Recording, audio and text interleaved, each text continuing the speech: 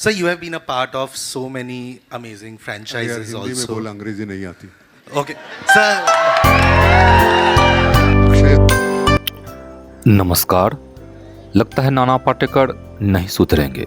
बहरहाल महाराष्ट्र की धरती में हिंदी के बीज की बुआई पर अनिवार्य रोक लगाने के बाद कल हिंदी के सुप्रसिद्ध व्यंग्यकार हरिशंकर परसाई मेरे सपने में आए और मुझसे हृदय स्पर्शी संवाद किए। आज सुबह जब नींद खुली तो उन बातों को साझा करने का प्रयास कर रहा हूं जो परसाई जी ने मुझे सपने में बताया। परसाई जी के विचारों को 2-4 मिनट के इस वीडियो में साझा करने का प्रयास किया है। आशा है आप अंत तक बने रहेंगे। तमिलनाडु और कर्नाटक के बाद एक बार फिर से महाराष्ट्र की राजधानी मुंबई में हिंदी के प्रति समुद्र की लहरों के प्रति प्रेम उमड़ने लगा। अक्टूबर नवंबर के बजाय चिलचिलाती धूप में अचानक दीपावली दस्तक देने लगी। भरी दोपहरी में किताबों की दुकानों पर प्राथमिक कक्षाओं की हिंदी की किताबों को जलाकर अद्भुत और अद्वितीय दीपक तैयार किया गया। जलती किताबों के इस दीपक के प्रखर प्रकाश से डर के मारे सूरज भगवान भी अपनी आंखें बंद कर लिए। निसंदेह किताबों को जलाकर रोशनदान बनाने वाले सूरवीरों के पराक्रम से एक और सूरज घुटना टेक कर आत्मसमर्पण करता नजर आया। वहीं दूसरी ओर इस देश को बेमौसम दिवाली से रूबरू करवाने वाले राष्ट्रीय अस्मिता के प्रहरियों को देखकर मन आह्लादित होने लगा। साथ ही मन में यह पक्का विश्वास हो गया कि जब तक इन बलिदानियों की टीम है तब तक हमारी राष्ट्रीय अस्मिता पर रत्ती भर भी आंच नहीं आ सकता।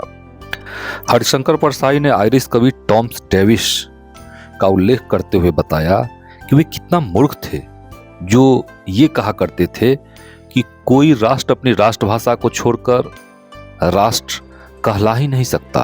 राष्ट्रभाषा की रक्षा सीमाओं की रक्षा से भी ज्यादा जरूरी है, क्योंकि वह विदेशी आक्रमण को रोकने में पर्वतों और नदियों से भी अधिक समर्थ है। प्रत्येक समुन्नत, स्वतंत्र एवं स्वाभिमानी देश संपर्क भाषा का इसी तरह से विरोध करते हैं।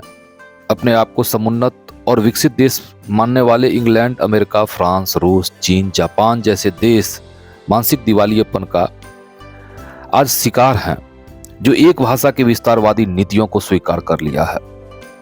प्रगतिशील, प्रयोगवादी और हिंदी किताबों को जलाकर साल में 2-3 बार दिवाली मनाने वाले बुद्धिजीवियों के बच्चे जब मुंबई छोड़कर बेंगलुरु, हैदराबाद, चेन्नई, दिल्ली, चंडीगढ़, गुवाहाटी और कोलकाता जाएंगे तो सगर्व आयातित भाषा अंग्रेजी में संवाद करते नजर आएंगे।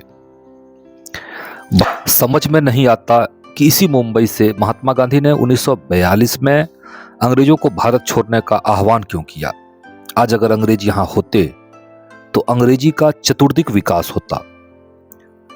संपर्क भाषा के रूप में अंग्रेजी का जितना विकास होता उतना ही भारतीय सभ्यता एवं संस्कृति का विकास होता।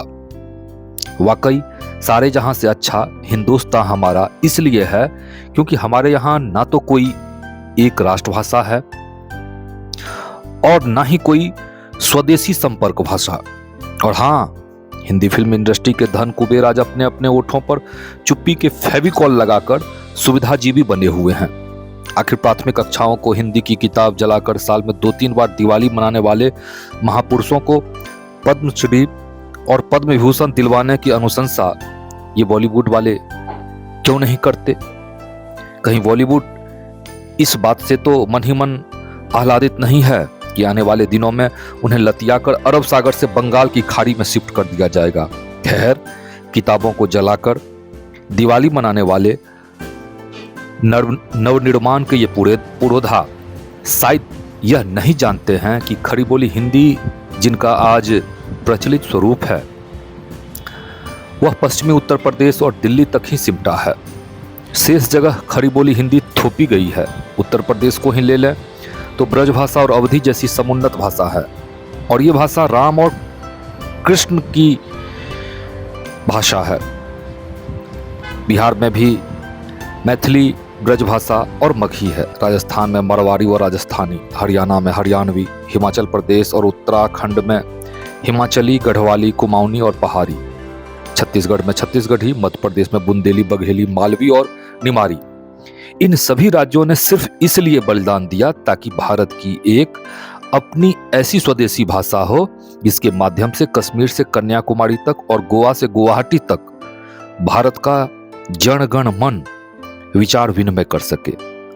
बिहार, झारखंड, उत्तर प्रदेश, उत्तराखंड, मध्य प्रदेश, छत्तीसगढ़, हरियाणा, हिमाचल प्रदेश जैसे राज्यों को क्या महाराष्ट्र से सीख नहीं लेनी चाहिए? जैसे महाराष्ट्र ने दिवाली मनाकर देश के अंधकार को दूर किया है, क्या वह हमारे लिए प्रेरणा स्रोत नहीं है?